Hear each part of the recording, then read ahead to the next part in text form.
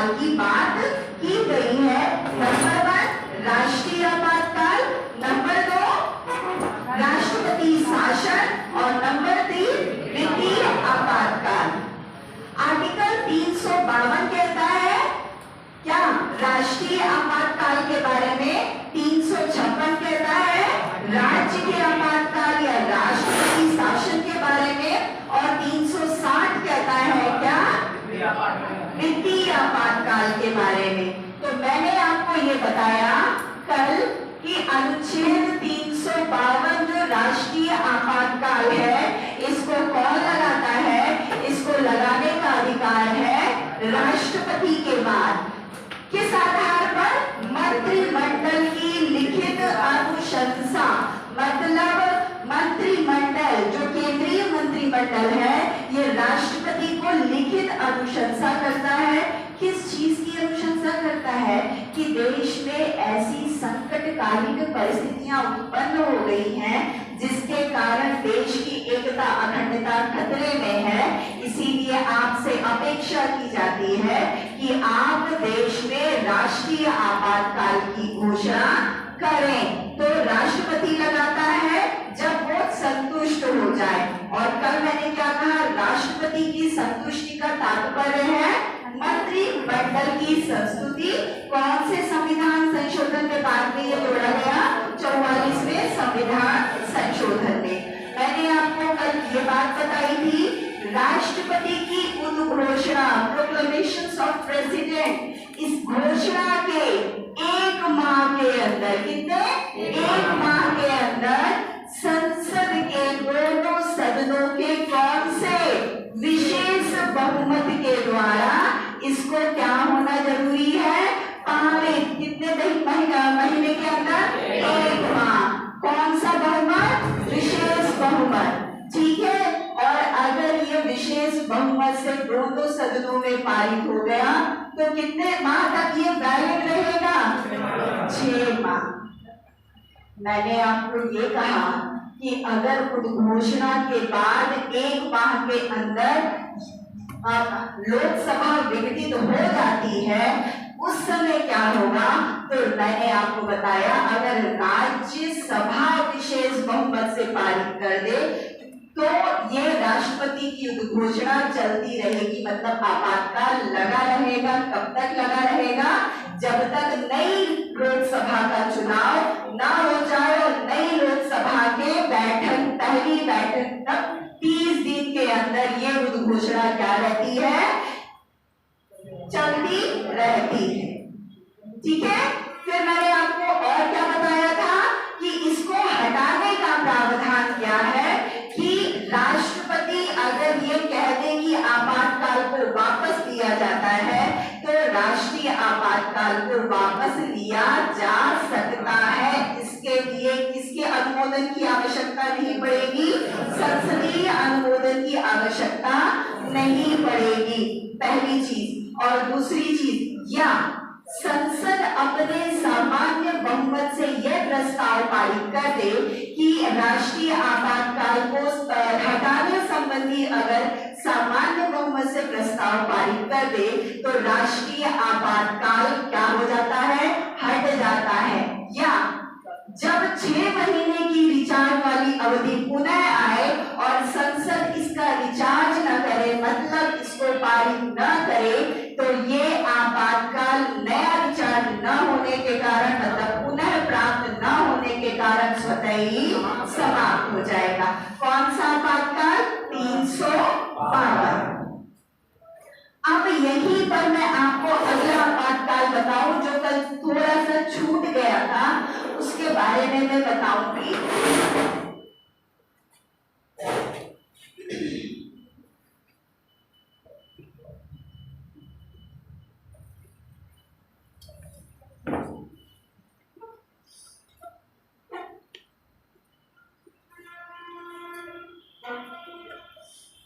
प्रभाव क्या पड़ता है आपातकाल के समय? क्या प्रभाव पड़ता है आपातकाल के समय?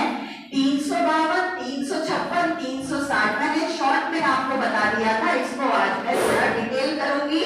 और उसके बाद 358 और 359 में क्या अंतर है उसको और फिर आज का जो टॉपिक मुझे अलॉट किया गया है संविधान संशोधन, उसको मैं शुरू करूंगी। तो मैंने आपको कहा इस तरह आपातकाल लग गया, आपातकाल लगने के बाद प्रभाव क्या पड़ेगा, तो मैंने कहा कि ध्यान से सुनिएगा, केंद्र की कार्यपालिका शक्ति का विस्तार राज्य की कार्यपालिका शक्ति पर हो जाता है, अर्थात केंद्र सरकार या केंद्र की कार्यपालिका राज्यों की कार्यपालिका को निर्देश दे सकती है कि आप इस तरीके से कार्य करें, कानून बनाएं या कानूनों का क्रियान्वयन करें। पहली प्रभाव। दूसरा प्रभाव पड़ता है बच्चों कि केंद्र जो शक्ति का विभाजन है किसके बीच में, केंद्र सरकार और राज्य सरकारों के बीच, ये शक्ति का विभाजन समाप्त हो जाता है। राज्य सूची के विषय पर कानून निर्माण करने का अधिकार मिल जाता है किसको, केंद्र सरकार को। किसमें, आपातकाल में। कौन से आपातकाल, राष्ट्रीय आपातकाल, पहली चीज।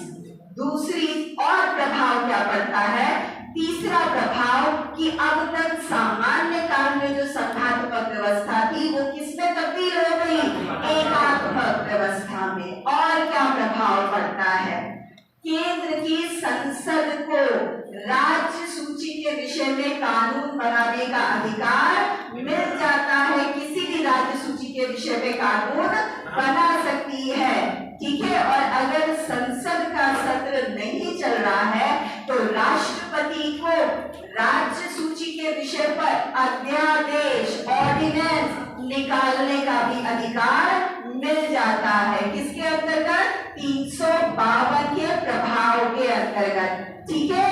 अगला प्रभाव क्या पड़ता है, केंद्र का और राज्यों के बीच में जो बंटवारा होता है किसका, करों का, आय का, इसमें केंद्र प्रभावशाली होता है राज्य सरकारों पर। वो करों के आवंटन में किसी भी प्रकार की कटौती संबंधी प्रस्ताव को पारित कर सकता है। सामान्य से शब्दों में राज्यों को कितना धन देना है, केंद्र के बीच जो बंटवारा है इसमें केंद्र अपने फेवर में पैसे का क्या कर सकता है, लेन देन करने संबंधी प्रावधान बना सकता है। एक और चीज जो बहुत छोटी सी है लेकिन बहुत ध्यान देने की है, इस आपातकाल में केंद्र के द्वारा राज्य सूची पर बनाए गए ये जो कानून है ना बच्चों, आपातकाल जब समाप्त हो जाएगा, आपातकाल समाप्त हो जाएगा और कानून बनाया है किसने, केंद्र ने,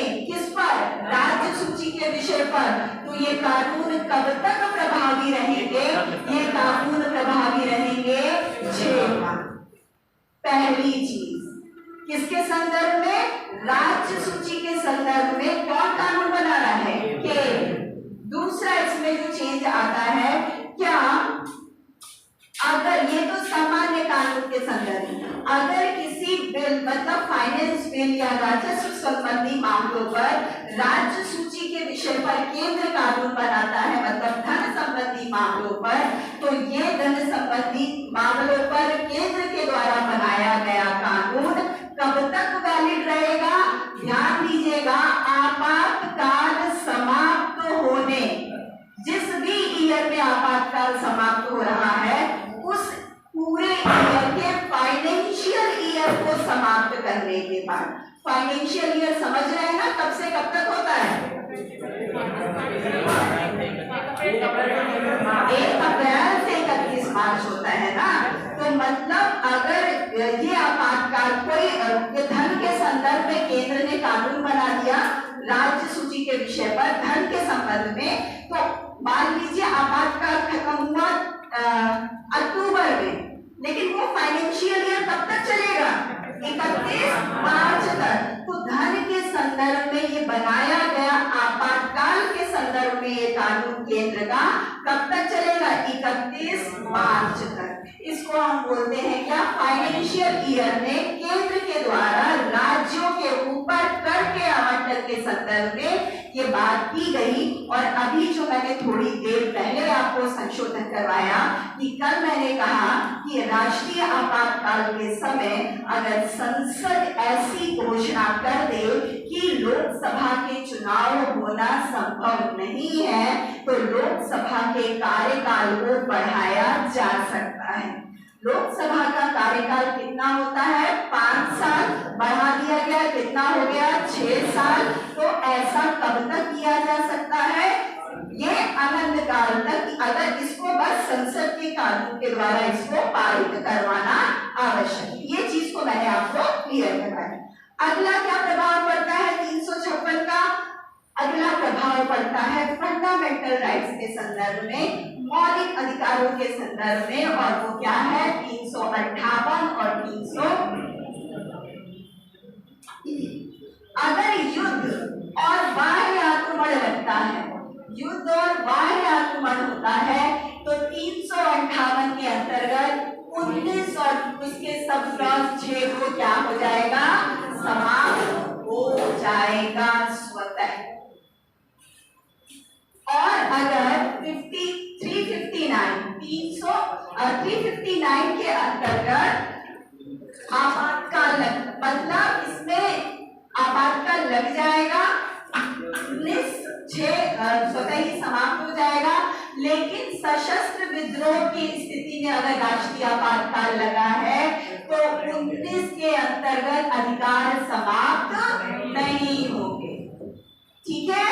359 के अंतर्गत राष्ट्रपति ये आदेश निकालकर ऐसा प्रस्ताव पारित कर सकता है कि अन्य मौलिक अधिकार, 19 को छोड़कर अन्य मौलिक अधिकार अगर राष्ट्रपति प्रस्ताव पारित कर दे तो इसका भी निलंबन किया जा सकता है। किसका निलंबन किया जा सकता है? 359 के अंतर्गत इसमें शर्त है, किसको छोड़कर? 20 और 21 को छोड़कर। लेकिन ऐसा प्रस्ताव कौन पारित कर दे? राष्ट्रपति। तब किया, ध्यान दीजिएगा, किया जा सकता है। ठीक है? किसके अंतर्गत? 352 के अंतर्गत। आगे बढ़े। 356 कौन लगाता है? राष्ट्रपति। किसके प्रतिनिधित्व पर? राज्यपाल के। किस आधार पर? राज्य में संवैधानिक संकट उत्पन्न हो गया है। नंबर 2, राज्य ने केंद्र के आदेश को मानना से इनकार कर दिया है। ठीक है? इस आधार पर राष्ट्रपति किसकी सलाह पर? मंत्रिमंडल की सलाह पर राज्य में क्या लगा सकता है? आपातकाल। आपातकाल की उद्घोषणा के कितने माह के अंदर संसद की स्वीकृति मिलनी आवश्यक है? 2 माह। कितने? 2 माह।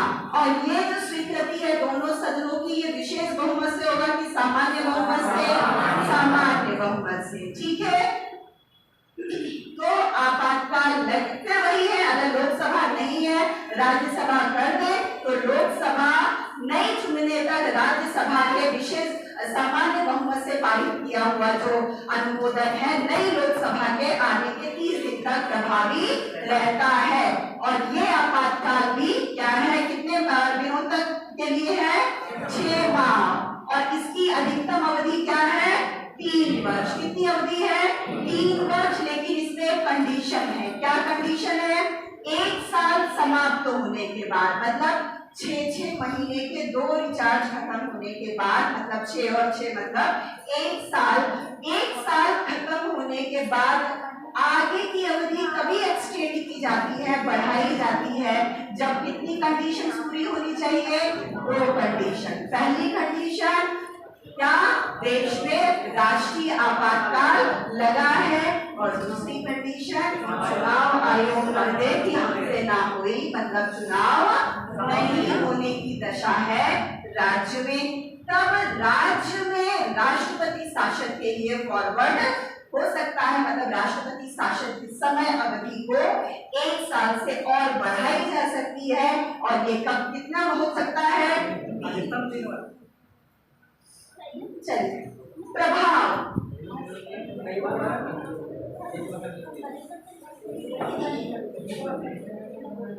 प्रभाव क्या पड़ता है? विधानसभा भंग हो जाती है, विधानसभा भंग हो जाती है, शक्ति विभाजन समाप्त हो जाता है, शक्ति का बंटवारा समाप्त हो जाता है। किस किस की बंटवारा?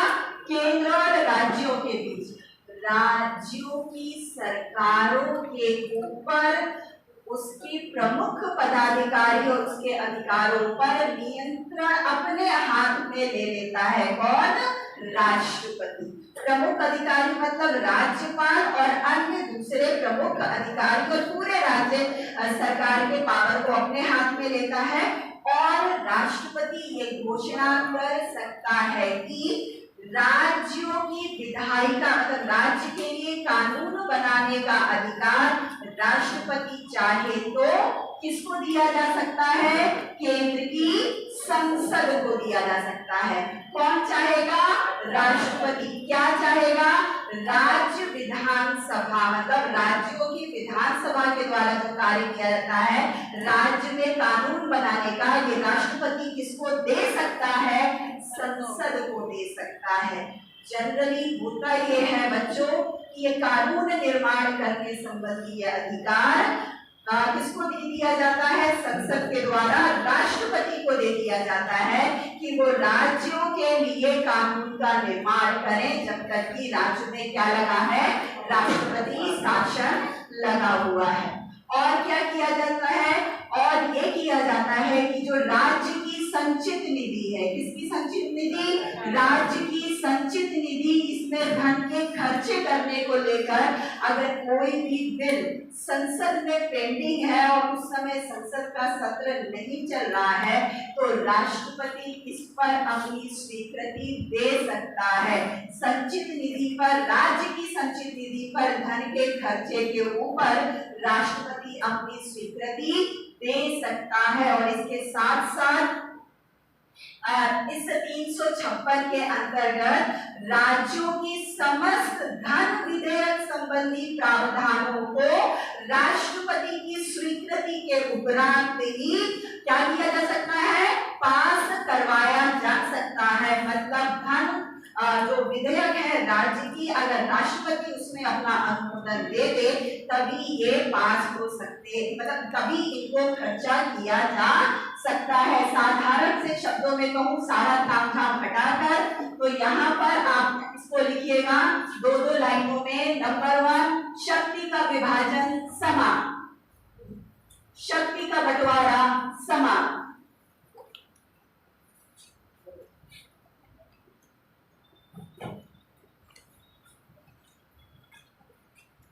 संघात्मक से व्यवस्था किसमें ट्रांसफर हो गई?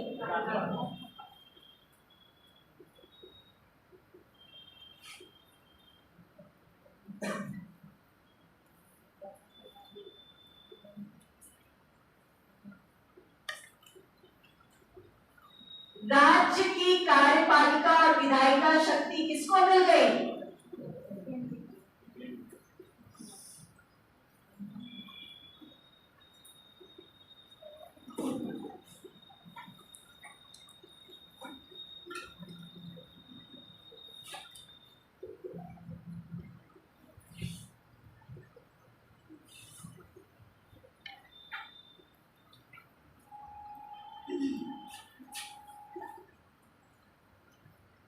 अधिकतम कितने वर्ष तक?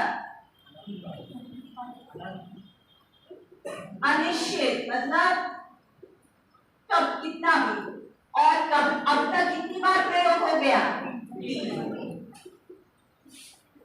प्रभाव शॉर्ट में अगर मैं कहूँ, इसी में अगर आप अपने से जोड़ना चाहें तो कह सकते हैं लोकसभा के कार्यकाल को 1 साल बढ़ा सकते हैं। ठीक है, राज्य सूची के विषय पर कानून कौन बनाएगा? केंद्र बनाएगा। ये आप अपने से आप ऐड कर लीजिएगा। 356 का प्रभाव क्या पड़ता है? विधानसभा बंद हो जाती है, केंद्र राज्य शक्ति का बंटवारा क्या हो जाता है? समाप्त हो जाता है। राज्य की व्यवस्था संघात्मक से किसमें हो जाती है? एकात्मक। अब तक कितनी बार प्रयोग?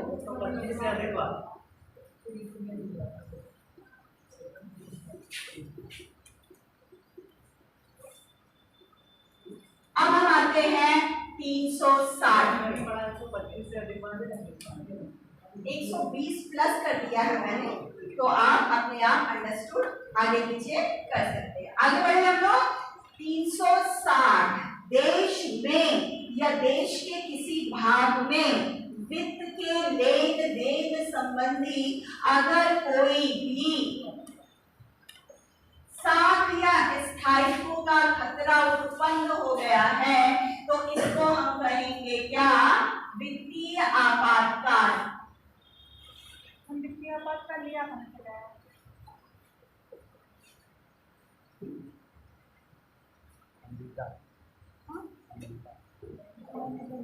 वित्तीय आपातकाल लिया कहाँ से गया है? अमेरिका से।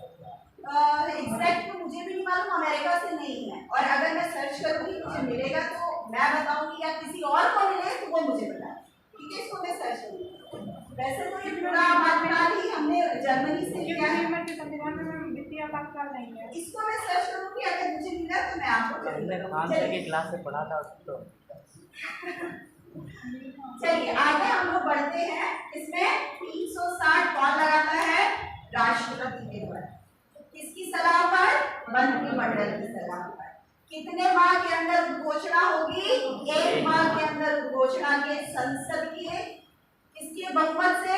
सामान्य बहुमत से इस आपातकाल में की स्वीकृति मिल जानी चाहिए। किसको? संसद की स्वीकृति मिल जानी चाहिए। एक बार अगर ये दोनों सदनों के सामान्य बहुमत से इसको स्वीकृति मिल गई तो ये 6 माह नहीं, ये अनंत काल, जब तक इसको समाप्त न कर दिया जाए तब तक ये कार्यान्वित रहता है। ठीक है, 2 माह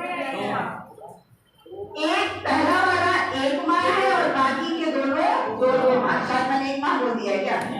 चलिए 2 माह है। राष्ट्रीय आपातकाल 1 माह और राष्ट्रपति शासन 2 माह और वित्तीय आपातकाल 2 माह। राष्ट्रपति शासन के भी मौलिक अधिकार मैंने आपको बताया निलंबित नहीं हो सकते। आगे हम बढ़ते हैं।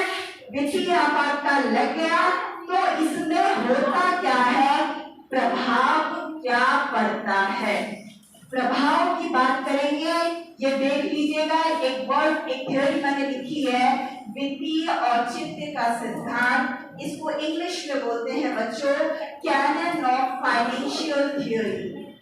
क्या कोई बता सकता है ये वित्तीय औचित्य का सिद्धांत आपने पढ़ा है या जानते हैं? केंद्र राज्यों को निर्देश दे सकता है कि वो खर्चे में वित्तीय औचित्य के सिद्धांत का क्या करें? अनुपालन करें। तो प्रश्न है कि ये कैनन ऑफ फाइनेंशियल प्रॉपर्टीज इसका मतलब क्या है? इसका साधारण सा मतलब है कि आपके पास बहुत ज्यादा पैसा वैसा है नहीं, आप किसमें चल रहे हो? घाटे में चल रहे हो, जेब थोड़ा, कोई पूछ रहा है आपके पास क्या है? जेब थोड़ा तंग है, तो मम्मी सख्त हिदायत देती है कि भैया इधर उधर बोलना पड़ना मत, जो जरूरत हो वही खर्चा करना। तो मतलब जब देश की साख संकट में है और आपके पास पैसा कम है तो सरकारी धन का जब भी आप खर्च करेंगे, कोई भी सरकारी पदाधिकारी खर्च करेगा तो उसको सही मद में सही अनुसार बहुत सोच समझ के खर्च करेगा। ये नहीं कि पहुंच गए दुकान पे, शर्ट बिक गई, आलम सोने की खरीद लिया, बजट हो गया गड़बड़ा, अभी हम फाइनेंशियल क्राइसिस में चल रहे हैं। ठीक है, तो वित्तीय औचित्य के सिद्धांत का मतलब क्या है कि पहले ही देश में क्या है और संकट है वित्त का, फाइनेंस का, मुद्रा का, इसको हमको मेंटेन करना है, बजट को बनाए रखना है, इसलिए बहुत सोच समझकर हमको सरकारी धन को खर्च करना है। जो भी सरकारी पदाधिकारी जो सरकारी धन को खर्च करेगा उसको धन के खर्चने में से इसमें बहुत ही सोच समझकर मतलब वैल्यूज को, धन को क्या करना पड़ेगा, उसको खर्च करना पड़ेगा। इसी को हम कहते हैं क्या, कैनन ऑफ फाइनेंशियल प्रॉपर्टीज। केंद्र सरकार 360 लागू होने पर राज्यों को ये निर्देश दे सकती है कि आपको फालतू खर्चा बंद, जो जरूरी हो उसी में आपको खर्चा करना है। मतलब इकोनॉमिक बहुत सोच समझ के खर्चा करना है, इधर उधर खर्चा वर्चा नहीं करना है। या इसके साथ ही साथ इस सिद्धांत को लागू करने के लिए, इसको और मजबूत करने के लिए केंद्र सरकार किसको मतलब और अनुदेशित कर सकती है, राज्य सरकारों को, ताकि हमारा बजट या हमारा पैसे, जो अभी भी हम क्राइसिस में हैं, ये बने। दूसरा, इसमें केंद्र सरकार के अगर पूरे देश में लगा है तो केंद्र सरकार के द्वारा अपने समस्त पदाधिकारियों को या कि कुछ पदाधिकारियों के वेतन भत्तों में कटौती की जा सकती है। अब यहाँ पे दो वर्डिंग है बच्चों, पहला है समस्त पदाधिकारी या कुछ पदाधिकारी, ठीक है। तो समस्त पदाधिकारी में टॉप से लेकर बॉटम सभी आ जाते हैं, और इसमें सुप्रीम कोर्ट और हाई कोर्ट के जजेस को दिया जाने वाला वेतन और भत्ता भी क्या हो जाता है, शामिल होता है। कहाँ की बात कर रही हूँ मैं, केंद्र की। और यही अपेक्षा की जाती है कि राज्य सरकारें भी अपने राज्य में सभी पदाधिकारियों या कुछ पदाधिकारियों के वेतन भत्तों में कटौती करें। और इसमें कौन सम्मिलित है, हाई कोर्ट के जजेस के वेतन और भत्ते भी शामिल हैं। किसके अंतर्गत, वित्तीय आपातकाल के अंतर्गत, ठीक है। तो ये प्रभाव पड़ता है किसका, वित्तीय आपातकाल का, ताकि जो संकट है फाइनेंस का, मुद्रा का, इससे देश को संकट की स्थिति से बचाया जा सके। आखिरी हम लोग मूव कर रहे हैं कि 358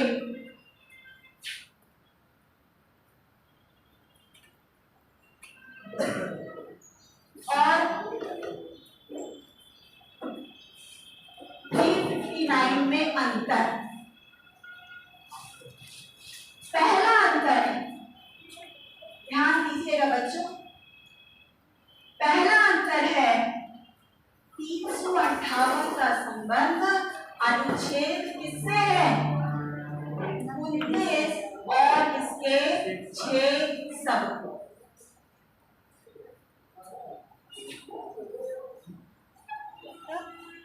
359 का संबंध किससे है, उन फंडामेंट, उन मौलिक अधिकारों से जो इनको छोड़कर, ध्यान रखना, इनको छोड़कर जो बाकी बचे हैं उनके संबंध में ये प्रावधान करने वाली बात जो करता है वो कौन है, 359।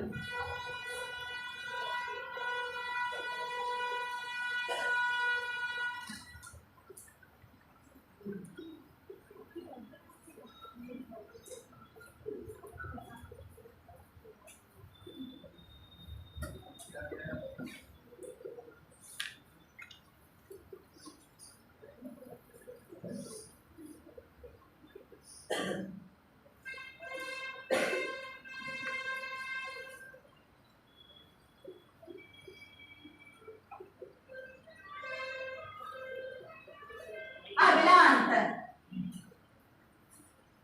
358 खाली बाह्य आपातकाल में लगता है,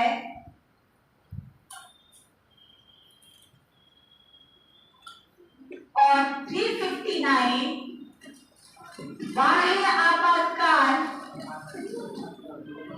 और आंतरिक आपातकाल दोनों में लगाया जा सकता है। आंतरिक आपातकाल समझ रहे हो ना।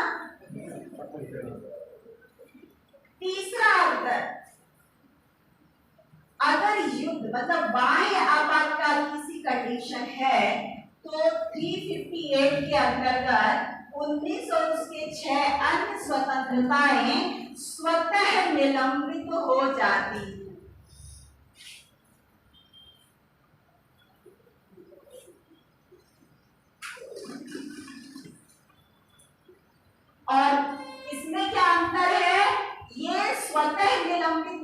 होती, इसको कैसे निलंबित किया जा सकता है? राष्ट्रपति के आदेश द्वारा।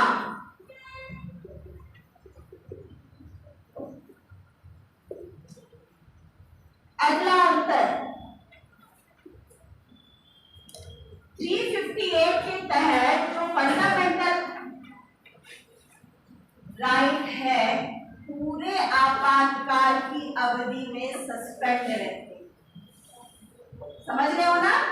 मतलब इनको सस्पेंड, इनका निलंबन संपूर्ण आपातकाल की अवधि तक होता है।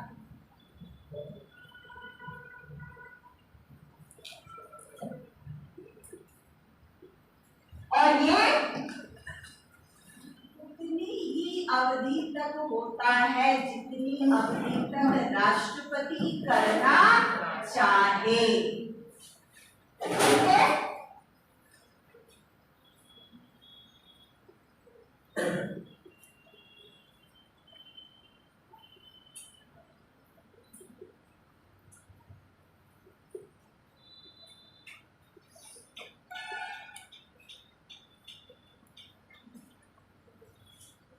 अगला अंतर 358 के अंतर्गत आपातकाल लगने से 19 पूरी तौर पर समाप्त हो जाता है।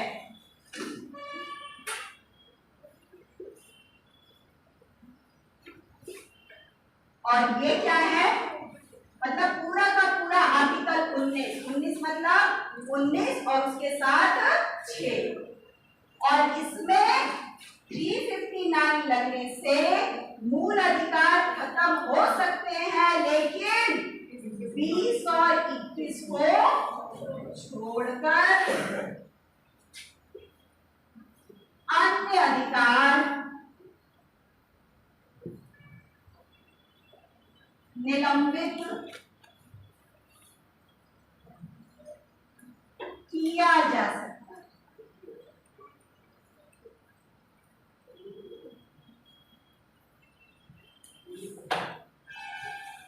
आगे बढ़े, लिख लिया?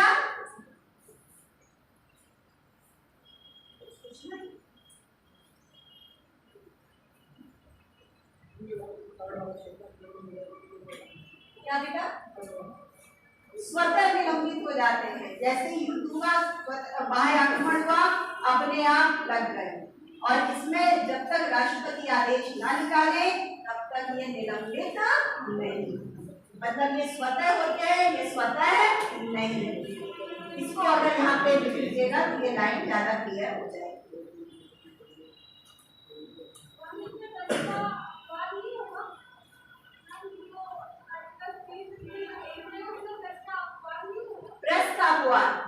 प्रेस का अपवाद होता तो आंतरिक आपातकाल में इतना वो मतलब प्रेस की पूरी तरीके से स्वतंत्रता खत्म हो गई थी। कब? जब इंदिरा गांधी ने आपात लगाया था। इसके तहत यहाँ पर विचार अभिव्यक्ति की स्वतंत्रता है ना 19 में, और युद्ध और अगर बाह्य आक्रमण है तो विचार अभिव्यक्ति के तहत सरकार आपकी भी विचार अभिव्यक्ति जो आप फेसबुक ट्विटर पे लिखते रहते हैं वो भी बैन हो सकता है, और प्रेस का भी हो सकता है, क्योंकि वो विचार अभिव्यक्ति के अंतर्गत आएगा। सशस्त्र विद्रोह मतलब सशस्त्र विद्रोह मैंने अभी बोला कि अभी हाल में आपने देखा कौन सा कृषि कानून को लेकर, है ना? कृषि कानून को लेकर बहुत सारे जो किसान हैं पश्चिमी मेरठ और यूपी में और एनसीआर में उन्होंने क्या किया, सरकार के इस कानून के खिलाफ क्या किए थे, धरना प्रदर्शन किया। इनका ये जो धरना प्रदर्शन है ये किसकी नीति के खिलाफ है? सरकार की नीति के खिलाफ। जो बिल सरकार ले आई थी उसकी नीति के खिलाफ अगर सहमत नहीं है, आप ऐसा कर सकते हैं किसके अंतर्गत? 19 के अंतर्गत आप संघ बना सकते हैं, समुदाय बना सकते हैं।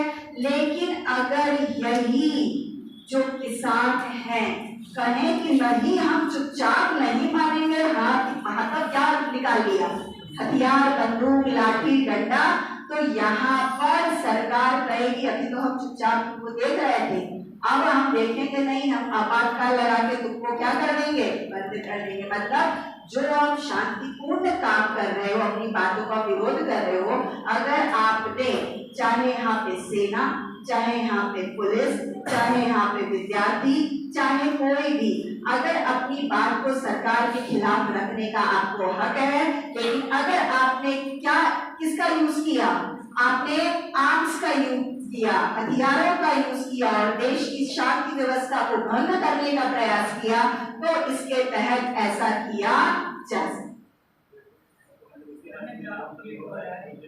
हाँ, ये केंद्र के ऊपर है। मैंने आपको कल बताया था कौन से संविधान संशोधन के अंतर्गत ये किया गया।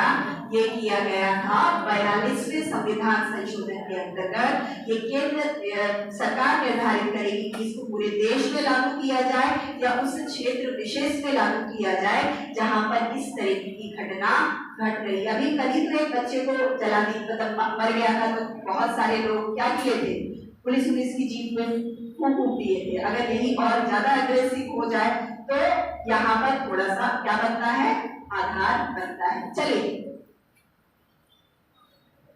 हम आज से शुरू कर रहे हैं। अच्छा,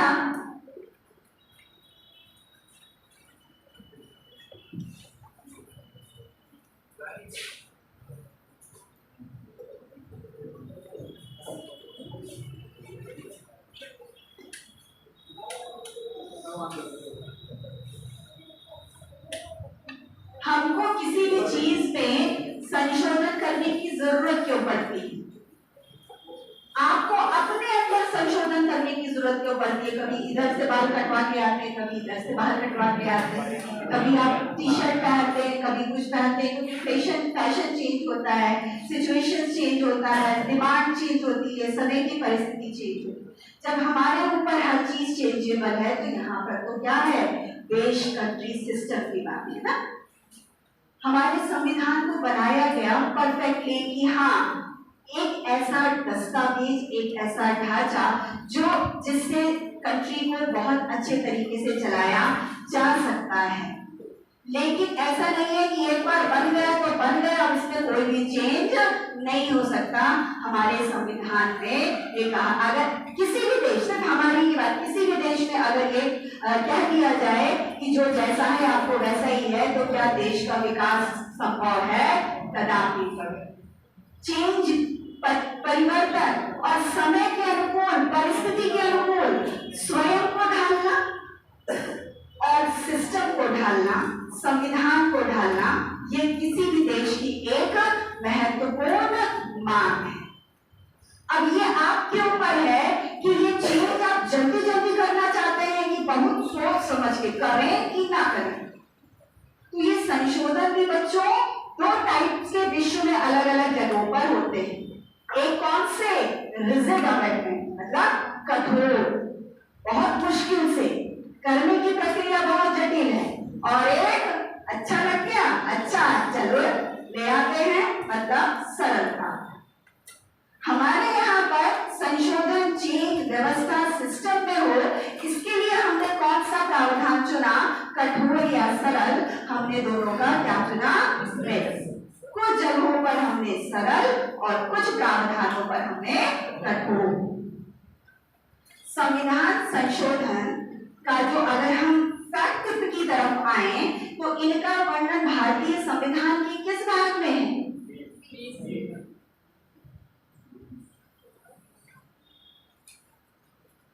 और किस अनुच्छेद में?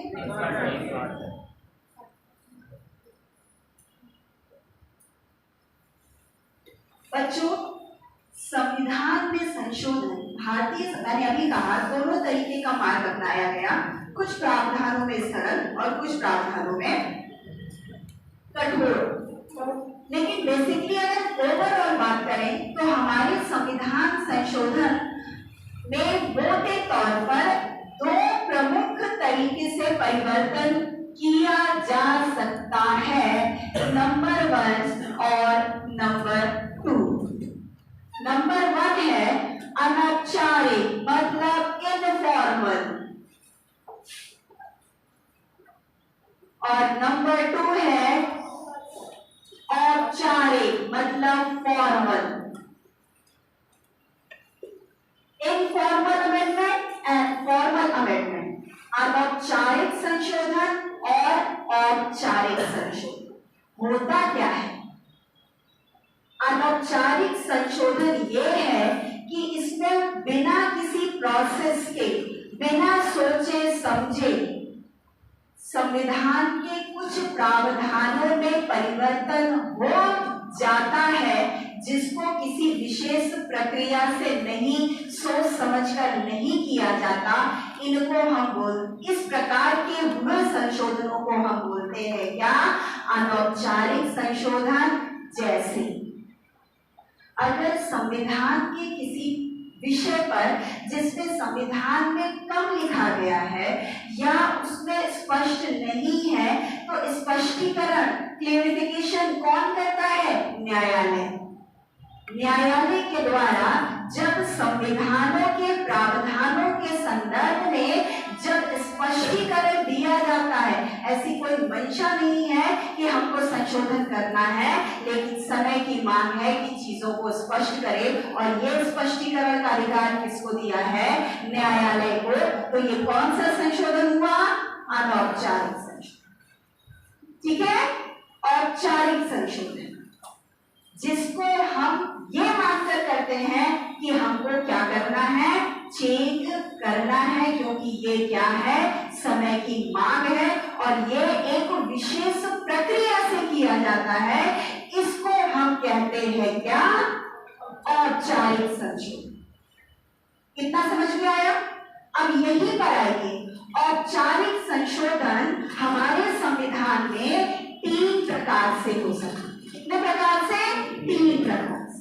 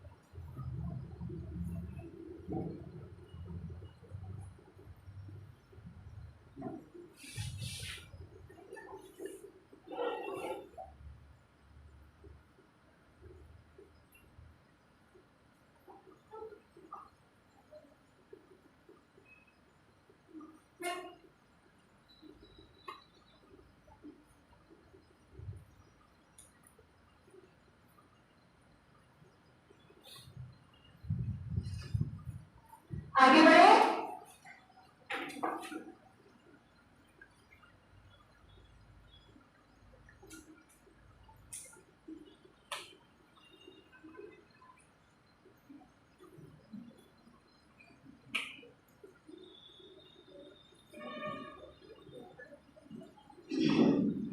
फॉर्मल अमेंडमेंट कितने प्रकार से हो सकता है?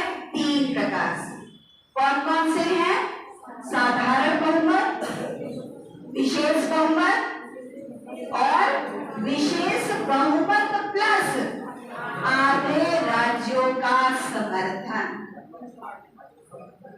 अरे वही, चाहे समर्थन लिखो चाहे अन्य समर्थन लिखो, बात एक ही। ठीक है। अच्छा, मुझे ये बताओ कि ये जो साधारण बहुमत और विशेष बहुमत आप लोग रट्टा मार लेते हो, आपको पता भी है कि ये क्या होता है?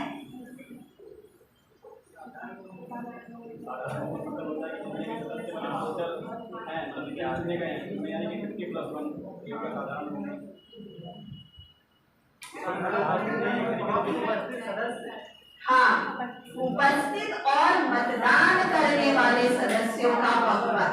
अच्छा, वेट कर, आगे हम बढ़े, पहले इसको समझ लेते हैं कि ये होता क्या है। पहले हम आते हैं साधारण बहुमत। साधारण बहुमत का मतलब है बच्चों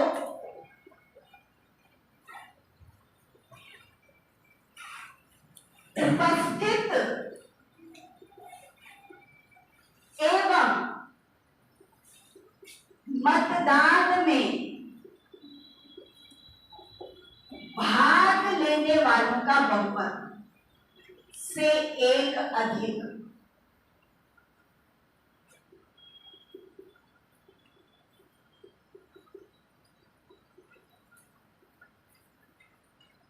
ठीक, अब इसको समझो। हम उदाहरण लेते हैं लोकसभा की, किसी का भी ले सकते हो, लोकसभा ले सकते हो, राज्यसभा ले सकते हो, विधानसभा ले सकते हो, XYZ किसी का भी। हम लेते हैं लोकसभा की। लोकसभा में टोटल कितनी सदस्य संख्या है? 543। ठीक है, आप लोग इस क्लास में कितने इनरोल्ड हो? कोई मोटा मोटा अनुमान होगा? 422 और यहाँ तो 100 भी नहीं आते। तो वही हाल हमारे सदन का भी है तो 543, लेकिन आते नहीं। क्या काम किया जाएगा? जो उपस्थित होंगे और जिन्होंने मतदान में भाग लिया उनका बहुमत, इसको बोलते हैं साधारण बहुमत। मतलब अगर किसी दिन लोकसभा में 543 से 350 सदस्य कहां पर उपस्थित हुए? यहां बिठा दो। लोकसभा में क्या हुए? उपस्थित हुए।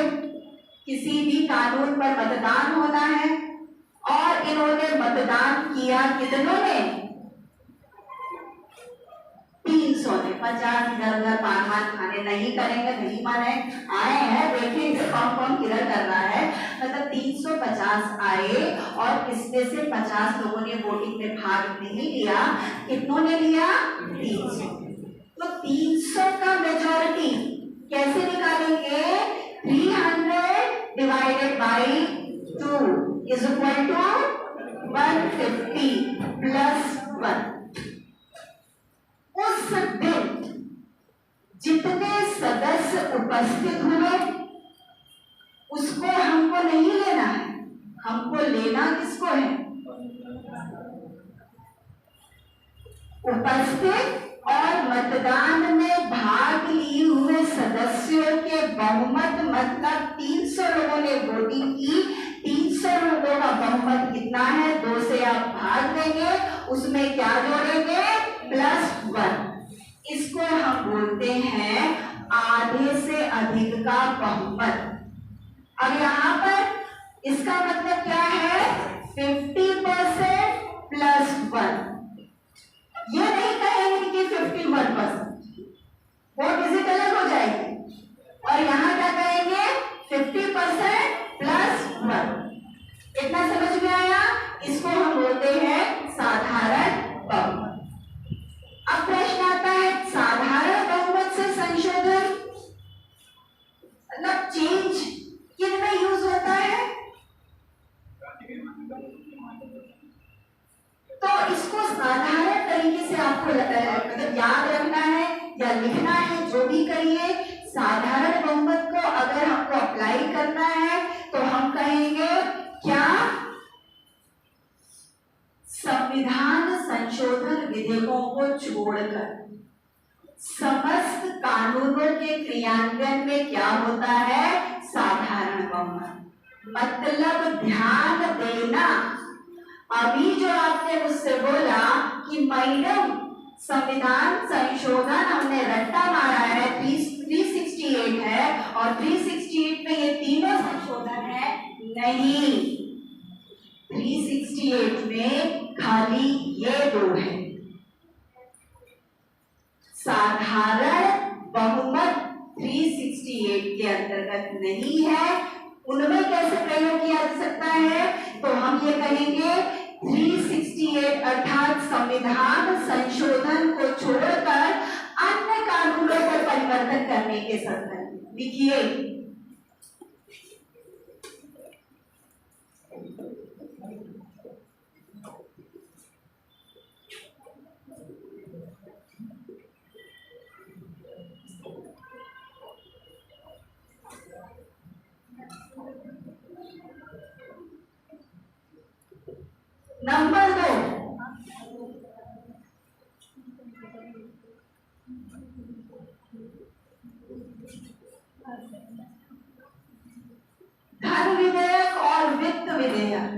मनी बिल और फाइनेंस बिल को पारित कराने में किसका प्रयोग होता है?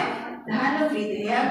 और वित्त विधेयक को पारित कराने में साधारण बहुमत। और किसको छोड़कर? 368 के संविधान संशोधन को छोड़कर हम क्या करते हैं? किसका प्रयोग करते हैं? साधारण बहुमत। मतलब उपस्थित और मतदान करने वालों के आधे से अधिक में एक जोड़ देंगे। हमको उस दिन का, जिस दिन भी क्या हो रहा है, वोटिंग हो रही है, उस दिन का हमको साधारण तरीके से बहुमत प्राप्त हो जाए। इतना समझ में आया? धन विधेयक, वित्त विधेयक कहाँ था ध्यान? क्या कुछ इधर से कोई क्वेश्चन पूछ रहा था क्या? धन विधेयक, वित्त विधेयक, मैंने ये कहा कि साधारण जो बहुमत से चेंज किसमें हो सकता है? 368 के संविधान में संशोधन को छोड़कर हर कानून को बदलने के लिए हम साधारण विधेयक लाएंगे, या धन विधेयक लाने के लिए, या वित्त विधेयक लाने के लिए हम किसका प्रयोग करेंगे? साधारण। तो मेरा प्रश्न ये है बच्चों, तो मुझे ये बताओ कि ये धन विधेयक और वित्त विधेयक में अंतर क्या है? अच्छा मैंने आपसे पूछा।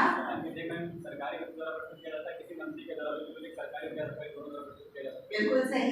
और धन विधेयक को खाली लोकसभा में प्रस्तुत किया जाता है और वित्त विधेयक को लोकसभा या राज्यसभा। क्या जी? तीसरा अंतर, धन विधेयक को धन विधेयक है या नहीं, इसकी पुष्टि कौन करता है? लोकसभा अध्यक्ष करता है।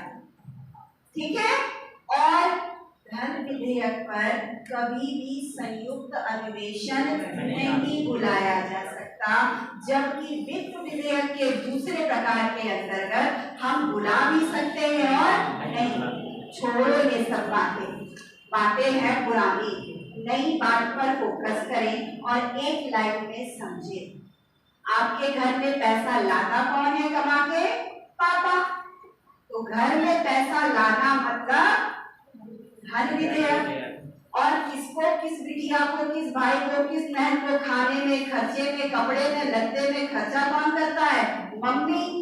मतलब धन को किस किस विकास मद पर खर्चा करना है, मतलब वित्त विधेयक। That's it. सरकार कितने मदों से पैसा क्या करती है? प्राप्त करती, अपना खजाना भरती है। इसको हम बोलते हैं धन विधेयक। और जो पैसा आ गया है उसको किन किन मदों पर हमको लगाना है, खर्चा करना है, इसके संबंध में अगर कोई प्रावधान करना है तो वो क्या होगा? कितना समझ में आया? कहाँ पढ़ेंगे? तो हमारा संविधान संशोधन बचाई, छोड़ दें कि समझा दें? क्या करें, समझना ही पड़ेगा अगर कुछ बनना है कि नहीं? चलो एक और विशेष बहुमत समझने से पहले एक और बहुमत हम समझाने की कोशिश करेंगे। आपने सुना होगा प्रभावी बहुमत, ऐसा सुना है क्या? इसको हम बोलते हैं एफिशिएंट मेजॉरिटी। प्रभावी बहुमत किसे कहते हैं, यह कैसे होता है?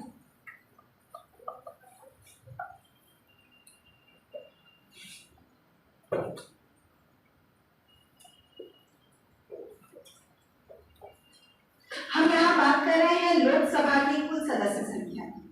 तो प्रभावी बहुमत का तात्पर्य है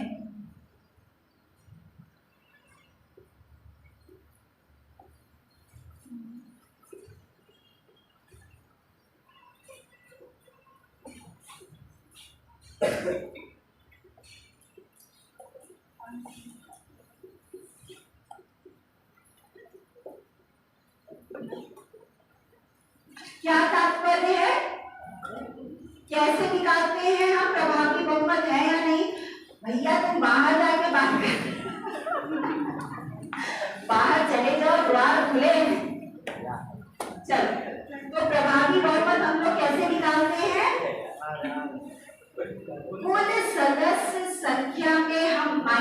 करेंगे तत्कालीन समय की रिक्तियों को।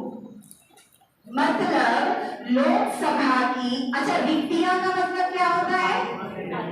खाली हो गई है, चुनाव ना हुआ।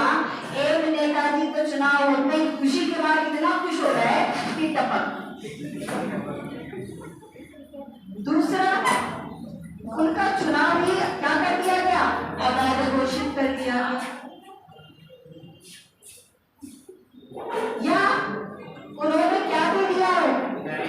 त्याग पत्र दे दिया हो कि भैया सांसद को बनना है तो विधानसभा की सदस्यता से क्या कर दिया गया? किसी न किसी समय में कोई ना कोई, क्या है बच्चों, कुछ संख्या में कुछ सीटें खाली रह जाती है, जिनको भरने के लिए क्या होता है? तो कुछ चुनाव होते हैं, आप भी जानते हैं कि नहीं? अगर लोकसभा की संख्या कितनी है, मान लो उस सेशन में 13 सीटें खाली हो। कितनी सीटें? 13। तो कितनी बची? यही बची ना, 530। 530 में हमको प्रभावी बहुमत निकालना है, तो क्या करेंगे? इसको हमको 2 से डिवाइड करना पड़ेगा। कितना निकलेगा?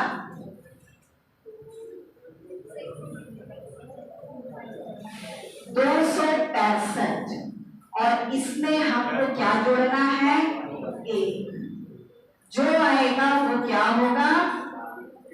प्रभावी बहुमत। अब किनमें इसका प्रयोग होता है वो भी तो जान ले। इनका प्रयोग 8 जगहों पर होता है। कितनी जगहों पर? 8 जगह। पहला, लोकसभा प्लस विधानसभा के अध्यक्ष और उपाध्यक्ष के चुनाव।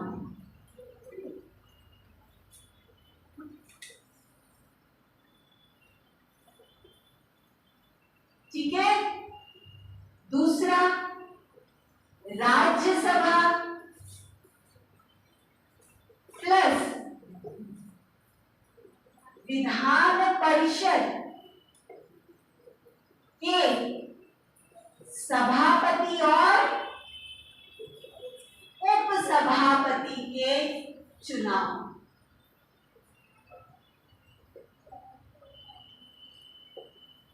कौन सा बहुमत का प्रयोग होता है?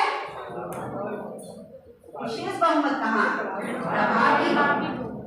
आगे बढ़े। अब हम देखते हैं कौन सा बहुमत विशेष बहुमत होता है। क्या हुआ? मतलब मिटा दिया?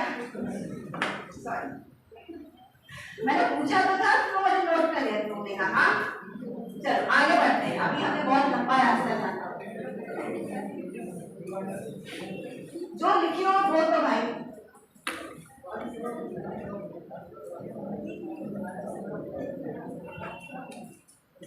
विशेष बहुमत बच्चों होता है 3 प्रकार से। कितने प्रकार से? पहली बात। और दूसरी बात, विशेष बहुमत के लिए 2/3 सदस्यों का बहुमत होना आवश्यक। कितने सदस्यों का? 2/3 सदस्य। इतना समझ में आया? विशेष बहुमत का कितना प्रकार बताया? 3 प्रकार। ठीक है। हालांकि वो है, लेकिन अभी देखो, अभी इसको मिटा देना, रेस करके। पहला प्रकार जो साधारण बहुमत का है, क्या था? उपस्थित और मतदान करने वालों का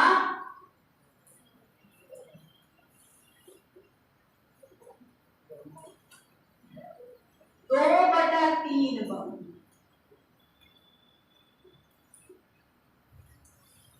उपस्थित और मतदान करने वालों का। मान लीजिए किसी दिन लोकसभा में उपस्थित हुए सदस्य कितने?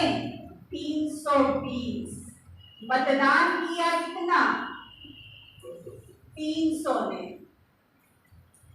तो इनका 2/3 निकालना है, कैसे निकालेंगे? पहले 300 को 3 से भाग दीजिए, कितना आया? और फिर 100 को 200 से गुणा कीजिए, 2 से गुणा कीजिए, कितना आया?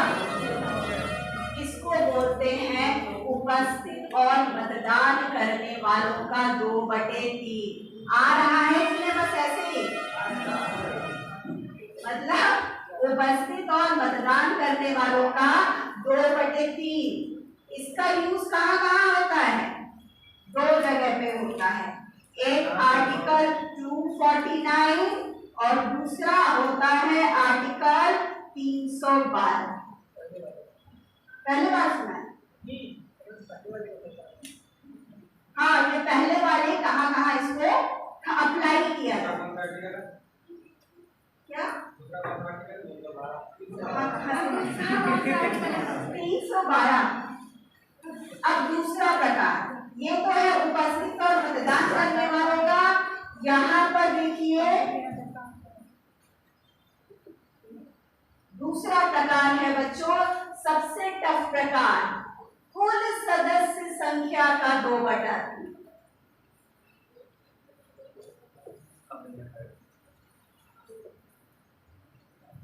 कितना? कुल सदस्य संख्या का 2/3। कितनी लोकसभा की सदस्य संख्या है? इसका 2/3 निकालिए। तो 543 को पहले हम 3 से डिवाइड करेंगे, कितना आएगा? 181। आया कि नहीं? आया आया।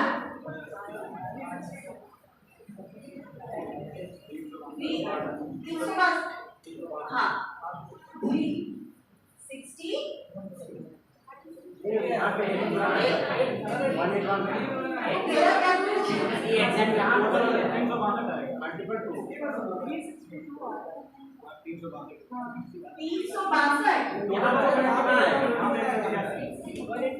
हाँ वो आएगा, अपने स्टेप बाय स्टेप सबको समझा रही हूँ ना। यहाँ पे तो 181 आया जो हमने 300 से भाग दिया। अब ये कैसे तो बच्चे बता रहे हैं, ये क्या है? फिर इसको 2 से हम डिवाइड गुणा करेंगे, मल्टीप्लाई करेंगे। तो 181 इंटू 2 कितना आया? 362 है कि नहीं ज्यादा? तो कहाँ अप्लाई होता है? राष्ट्रपति के महाभियोग।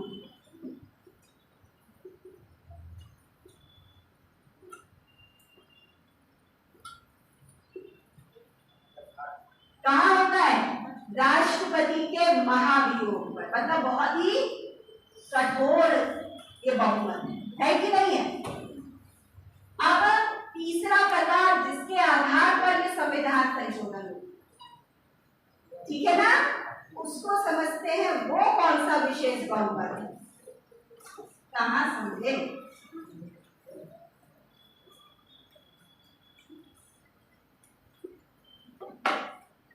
क्या है? उपस्थित एवं मतदान करने वालों का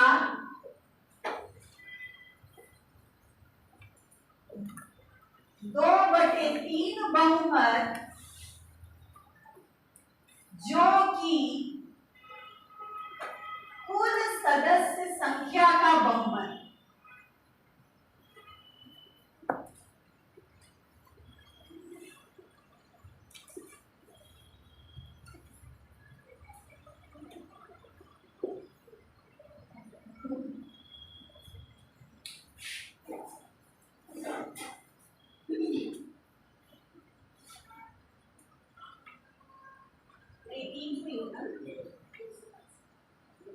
क्या है?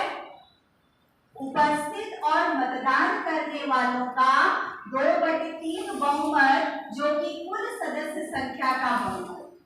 हमने यहाँ देखा क्या बच्चों, क्या देखा कि कुल सदस्य संख्या कितनी है 543। इसका बहुमत कितना है 543 का बहुमत आप निकालेंगे तो 543 को हम 2 से डिवाइड करेंगे, कितना निकलेगा, कितना निकलेगा 181 निकलेगा।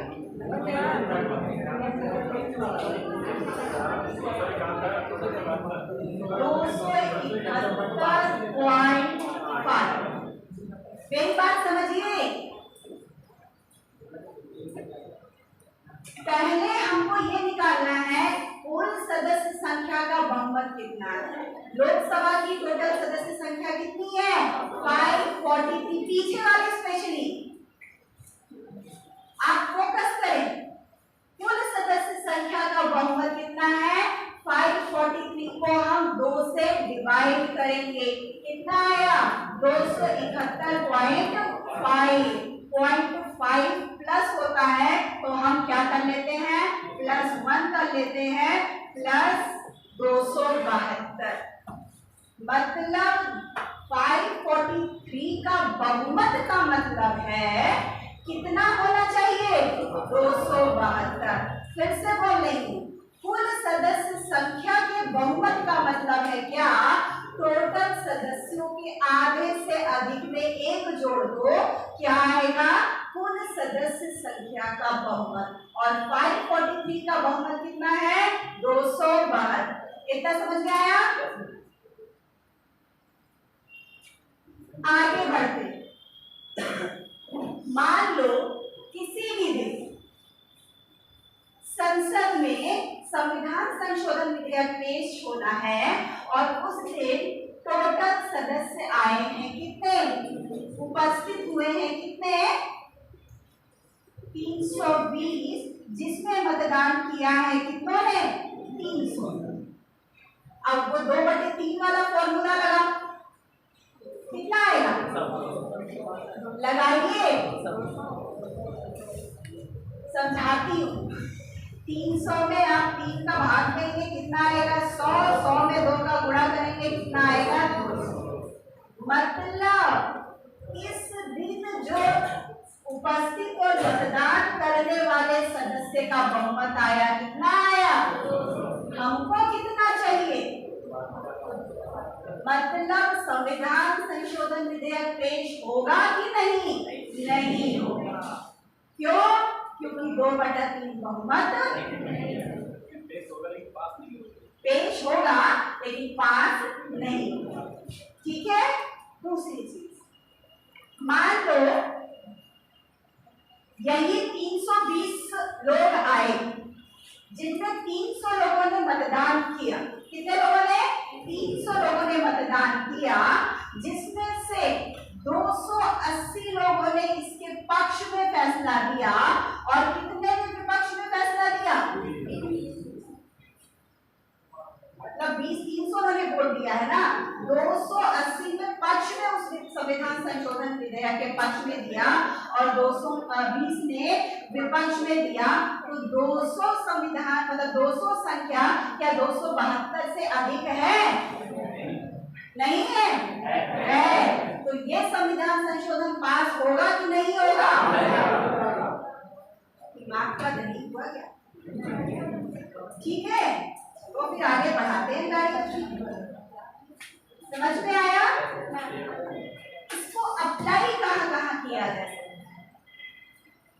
नंबर 1, सुप्रीम कोर्ट के जजेस, हाई कोर्ट के जजेस, निर्वाचन आयुक्त, सीएजी मतलब नियंत्रक एवं महालेखा परीक्षक, इन सबके इस्तीफे को हटाने के लिए कौन सा बहुमत, ये बहुमत 2/3 जो कि होना चाहिए कुल सदस्य संख्या के बहुमत से ज्यादा। और संविधान संशोधन विधेयक पर जो मैंने वहां पर विशेष बहुमत देखा है वो भी इसी के द्वारा। ठीक है, तो ये 2/3 उपस्थित और मतदान करने वाले सदस्यों का 2/3 प्लस उस कुल सदस्य संख्या के बहुमत का क्या होना चाहिए, ये पास होना चाहिए। और इसी के आधार पर क्या होता है, संविधान में संशोधन। और 368 जो आप लोग बता रहे हैं, इनमें खाली 2 प्रकार के संशोधनों का वर्णन है। नंबर 1 विशेष बहुमत और नंबर 2 विशेष प्लस आधे से अधिक राज्य। कितने राज्य हैं? 28 राज्य। 28 का आधा करो, कम से कम किसी भी संविधान संशोधन पर क्या होगा, अगर कितने सदस्य हैं संसद में तो आधे राज्यों की विधानसभा भी उसमें अपना समर्थन दे, तो ये वाला संविधान संशोधन होगा। और ऐसा वाला संविधान संशोधन किन विषयों पर होता है?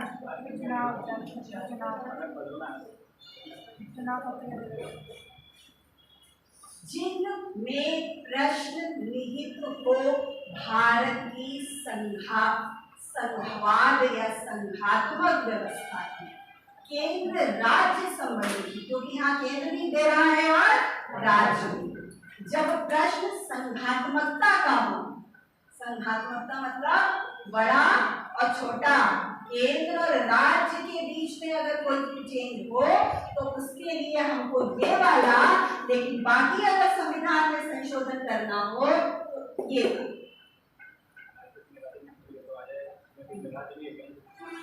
ठीक है,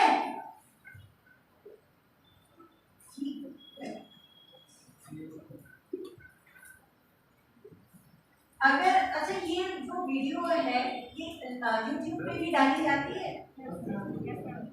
लेकिन मुझे शेयर कर दोगे क्या आप? कोई कर दीजिएगा। हाँ जी, कोई ग्रुप है क्या सारे बच्चों का? हम लोग का तो ग्रुप अलग से बना है।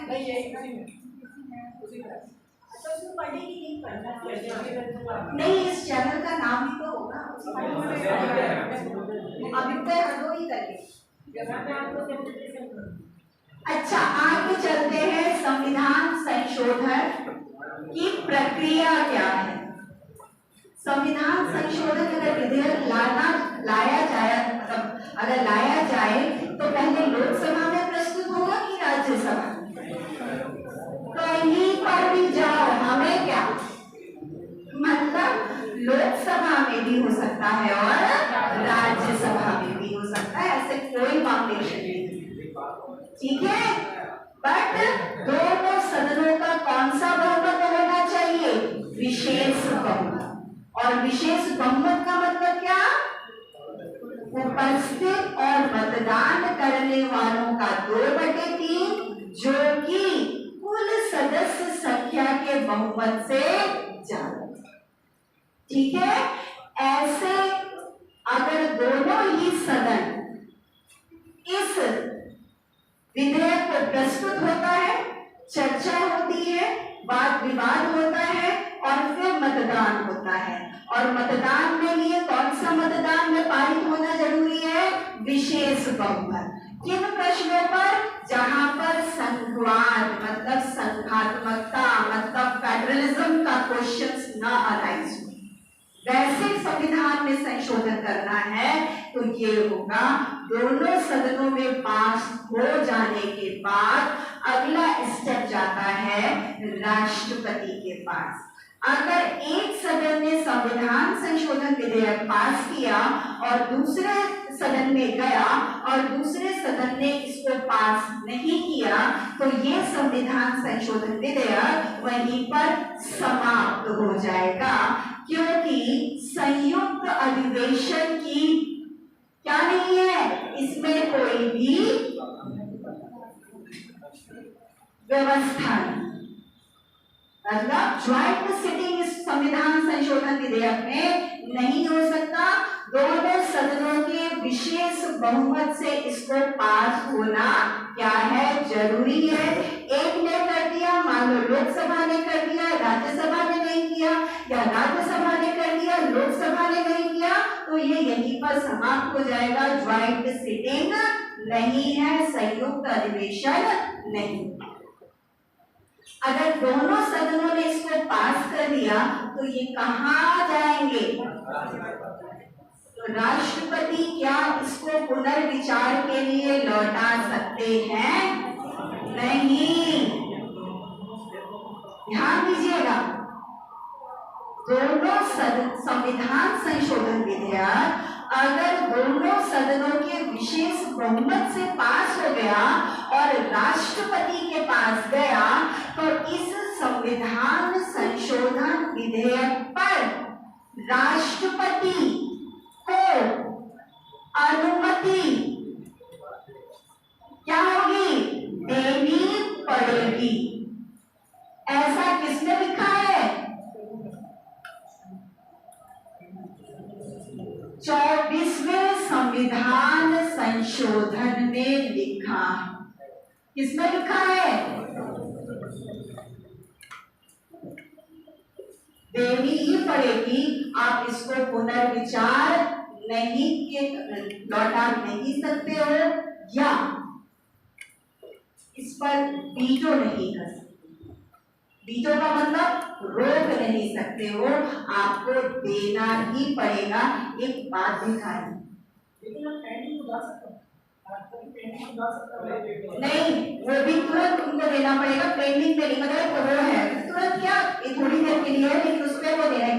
एक और चीज, संविधान संशोधन विधेयक को सदन में प्रस्तुत करने से पहले राष्ट्रपति की पूर्व अनुमति लेने की आवश्यकता पड़ती है कि नहीं पड़ती? नहीं पड़ती। क्या हुआ?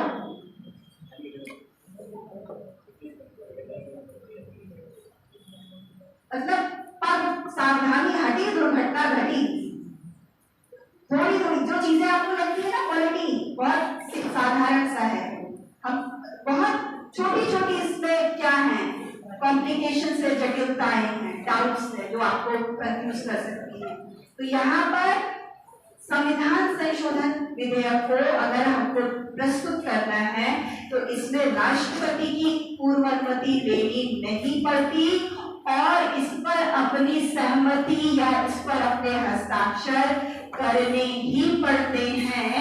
किसको? राष्ट्रपति। आगे बढ़ने की कंडीशन में है।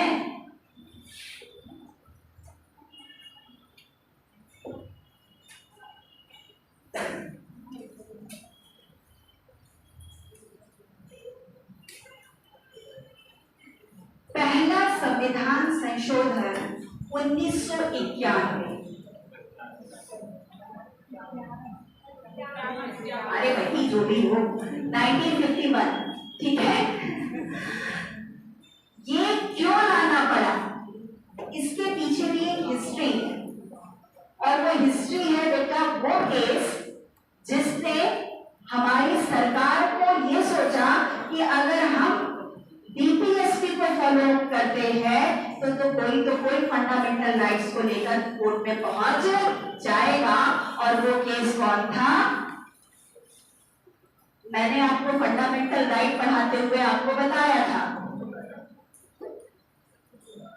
दोराई राजन वर्सेस मद्रास राज्य। मैंने आपको कहा कि चंपकम दोराई एक ब्राह्मण महिला थी और उस समय कहां पर, तमिलनाडु, मतलब वर्तमान तमिलनाडु, तत्कालीन मद्रास, एक कानून था सांप्रदायिक कानून करके जिसमें पिछड़ों दलितों के लिए विशेष आरक्षण की व्यवस्था थी।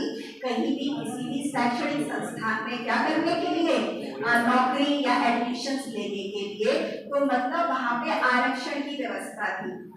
इन महिला का मेडिकल में या इस लड़की का मेडिकल में एडमिशन नहीं हुआ, ये सुप्रीम कोर्ट चली गई कि कहा, मतलब सुप्रीम कोर्ट कहाँ चली गई? हाई कोर्ट चली गई। किसके थ्रू?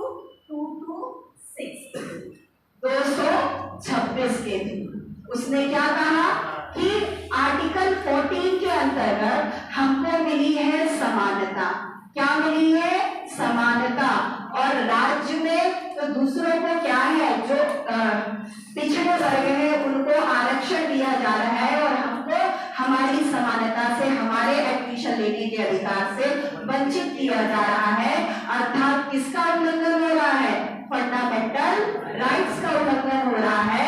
इसीलिए मद्रास में वो जो कानून है जिसके आधार पर दलितों, पिछड़ों और वंचितों को एडमिशन देने की सीटें आरक्षित की गई थी, इसको चैलेंज किया गया। किस केस में? चंपकम दोराई राजन के केस में। तो कोर्ट ने ये बोला कि नहीं, संविधान मतलब ये ऐसा कर सकती है कौन? सरकार के द्वारा कुछ वंचित वर्गों। मतलब ये केस, इस मद्रास केस में हालांकि उस राज्य की हाई कोर्ट ने किसके फेवर में फैसला लिया? इस लड़की के केस में, और इसको एडमिशन मिल गया। क्यों? क्योंकि ये किसको थ्रू गई थी? फंडामेंटल राइट्स को।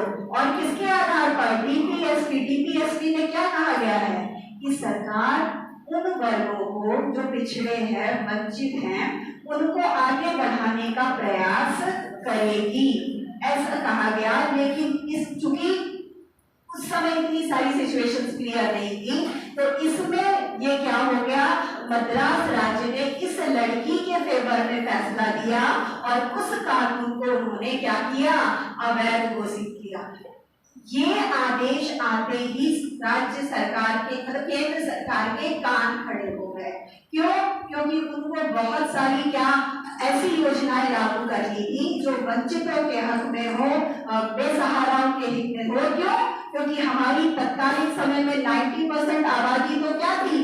गरीब थी। और 10% आबादी क्या थी? अमीर थी। जो गरीब थे वो क्या थे? इलिटरेट थे, निरक्षर थे। और जो अमीर हैं वो क्या थे? साक्षर थे। भैया आप पढ़े लिखे होंगे तभी तो आप मौलिक अधिकार जानोगे, पैसा वैसा होएगा। और ये इनको पता था कि अगर हम अपने फंडामेंटल राइट्स का क्लेम करें तो ये जो सरकार काम कर रही है गरीबों के हित में, हम अपने अधिकारों को क्या कर लेंगे? बचा पाएंगे। तो सरकार के कान खड़े हो गए। उन्होंने कहा हम जो भी करेंगे वो तो यहाँ पर बीच में आड़े आ जाएगा। और इसी को काटने के लिए ये पहला संविधान संशोधन किया जिसमें कहा सरकार के द्वारा वंचित वर्ग, गरीब वर्ग, भूमिहीनों, बेसहाराओं के लिए अगर कोई भी कानून बनाया जाएगा तो इसका न्यायालय के द्वारा समीक्षा नहीं की जा सकती। पहली बात। दूसरी बात, इस एक नई अनुसूची जोड़ी गई। कौन सी अनुसूची? 8वीं अनुसूची। मूल संविधान में कितनी थी?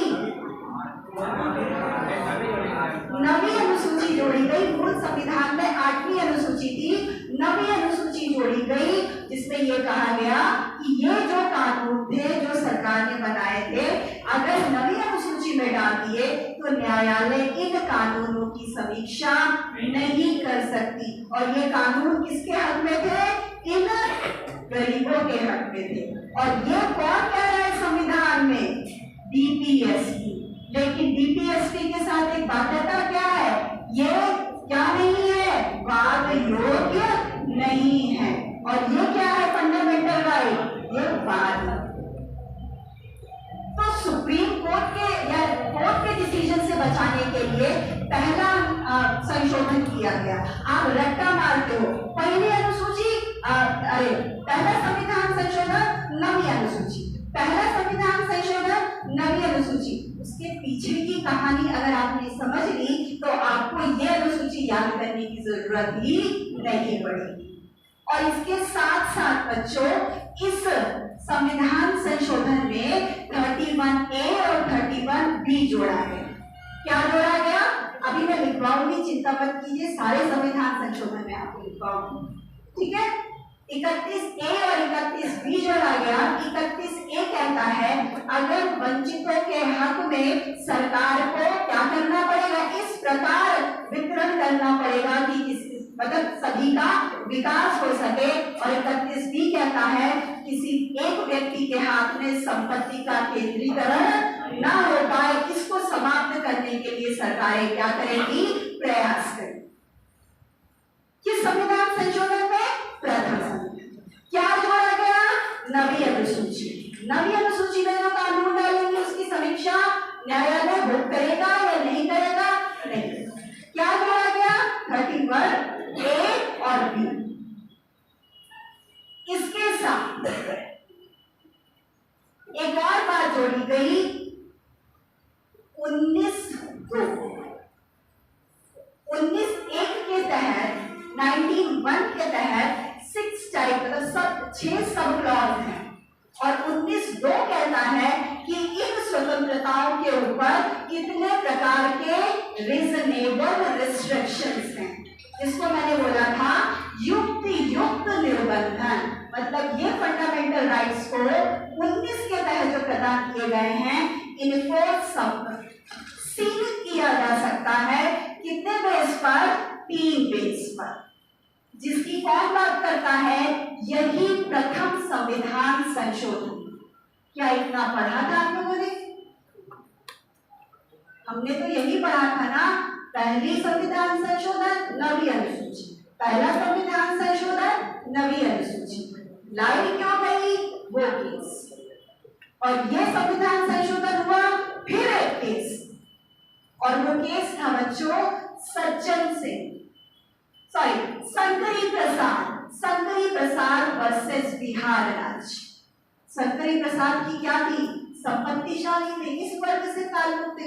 अरे ऐसा कैसे हमारे यहाँ से संपत्ति निकल जाएगी? कोर्ट जाएंगे, फंडामेंटल राइट है उनको, और इसको चैलेंज करने के लिए, किसको चैलेंज करने के लिए? प्रथम संविधान संशोधन को चैलेंज करने के लिए 1951 में ही ये दूसरा महत्वपूर्ण केस हुआ, जिसको आप बोलते हैं क्या? शंकरी प्रसाद वर्सेस बिहार राज्य। हालांकि बिहार हाईकोर्ट गए थे, किसके थ्रू? 236 के थ्रू। हाईकोर्ट ने उनको राहत दे दी, हाँ जाओ भैया अपनी संपत्ति बचाओ। क्यों? क्योंकि संविधान में फंडामेंटल राइट प्रमुख है और डीपीएससी क्या है? वाद योग नहीं है। ऐसे ही 2-3 हाईकोर्ट के फैसले आए और फिर फाइनली कहा गया? सुप्रीम कोर्ट, और वो केस बन गया शंकरी प्रसाद बनाम यूनियन ऑफ इंडिया।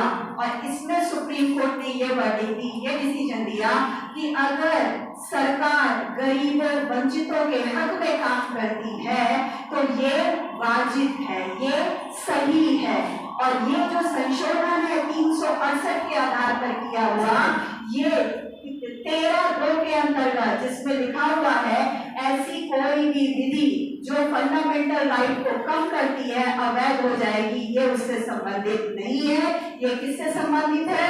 संविधान संशोधन से। अर्थात संसद संविधान में संशोधन कर सकती है। प्रथम संविधान संशोधन सही है। कौन सा case? Shankari Prasad versus union of India. ठीक है, ये प्रथम संविधान संशोधन कल मैं आऊंगी, इसको लिखवाऊंगी और आगे हम लोग बढ़ेंगे, लिखते हुए चलेंगे, समझते हुए चलेंगे। नहीं, 15(4) था, 19(2) भी था, बहुत सारे इसमें जोड़े गए ना। वो वाला था जो गरीब वंचितों के लिए, वो 15(4) था, और प्लस स्वतंत्रता का भी था और राष्ट्रीयकरण का भी था, मतलब बहुत सारे इसमें था। चलिए, थैंक यू सो मच।